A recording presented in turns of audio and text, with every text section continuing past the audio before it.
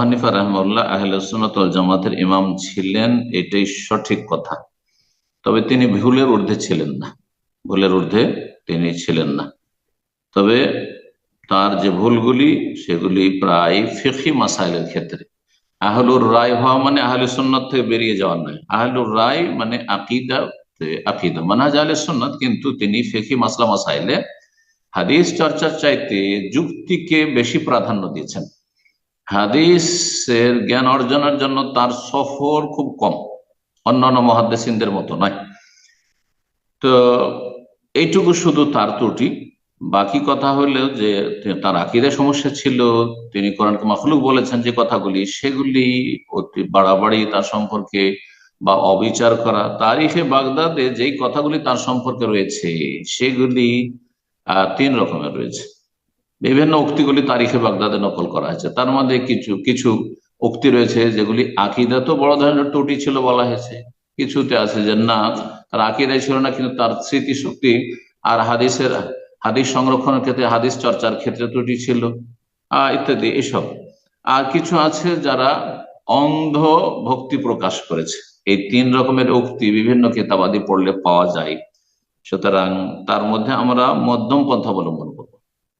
তার সম্পর্কে অধিকাংশ উম্মতের ওলামায়ে কেরাম, হানাফি, শাফি, মালিকি, হাম্বলি, যারা বিজ্ঞ ওলামা, তারা যে কথাটি বলেছেন সেটাই আমি আপনার সামনে পেশ করব। সেটা হচ্ছে ইমাম আবু হানিফা রাহমাতুল্লাহর আকীদায় কোনো ত্রুটি ছিল না, যা দেওবন্দি আর বেরেলভিদের মধ্যে রয়েছে, মোটেই ছিল না।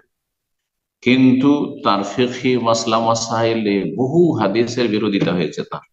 সেটা বিভিন্ন কারণে হইতে পারে, যে কারণগুলি রফুল মালাম আন আইমাতিল আলাম ইবনে তাইমিয়া রাহিমাহুল্লাহর কিতাবাতিতে সেই কারণগুলি বর্ণনা করা হয়েছে। হাদিস পাননি, হয়তো সেই সময় তার কাছে পৌঁছেনি। হাদিস পৌঁছেছে কিন্তু দুর্বল সূত্রে পৌঁছেছে, সহি সূত্রে পৌঁছেনি, কিন্তু পরে দেখা গেছে হাদিসটি সহি।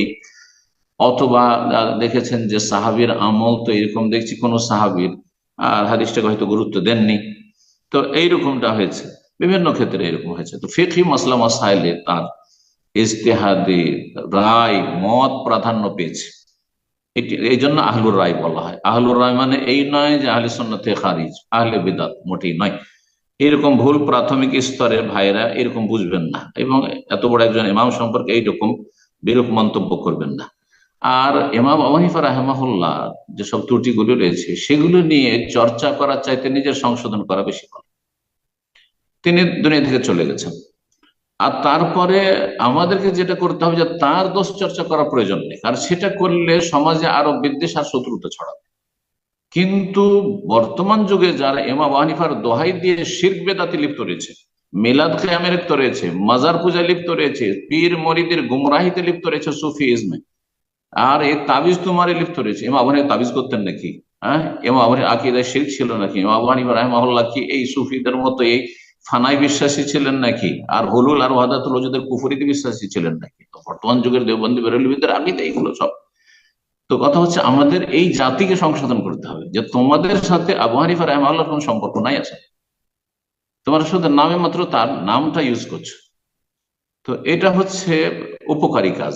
আর ইমাম আবু হানিফা রাহিমাহুল্লাহর ব্যক্তিত্বের উপর আঘাত করা, আক্রমণ করা, এইটা ক্ষতি সাধন করা। এই জন্য বড় বিজ্ঞ একজন আলেম, যিনি আমার ওস্তাদ সৌদি আরবের, তিনি একসময় বলেছেন যে ইমাম আবু হানিফা, শাফি, মালিক, আহমদ, তাদের যে যার যার ভুল ত্রুটিগুলো রয়েছে, তো এ কাদ জাওয়াজাল কান্তারা, এরা পুল পার করে চলে গেছে। এদের সম্পর্কে যদি আপনি বলেন যে এদের আকীদায় সমস্যা ছিল, তাহলে গোটা দুনিয়া কেউ বিশ্বাস করবে না, উল্টো এতে ক্ষতি হবে। কথা বোঝা গেছে? এটা ঠিক ওই রকমই যে ওপর দিকে যদি থুথু ফেলেন, তাহলে থুথু আপনার উপর এসে পড়বে। যারা আমাদের শত্রুতা করছে, কোরআন সুন্নাহর যারা আমরা দাওয়াতের কাজ করছি, তাদের শত্রুতা করছে, আর শত্রুতা করে তারা নিশ্চিহ্ন হয়ে গেছে, আর হয়ে যাবে। ইবনে তাইমিয়া রাহিমাহুল্লাহ শত্রুতা করেছে, আর তারপরে সব নিশ্চয় দুনিয়া থেকে বিদায় হয়ে গেছে, চলে গেছে, তাদের নাম নেওয়ার কোনো লোক নেই। কথা বলছেন? তো ইমাম আবু হানিফার সমালোচনা করা, এটা হচ্ছে ওপর দিকে থুথু ফেলার মতো, এতে কোনো লাভ নেই। তবে ইমাম আবু হানিফার দোহাই পেড়ে যারা বিদআত এবং শিরকে লিপ্ত রয়েছে, তাদের সংশোধনের কাজ করুন, তাদের ইসলামের কাজ করুন। আল্লাহ তৌফিক দান করুন। জি।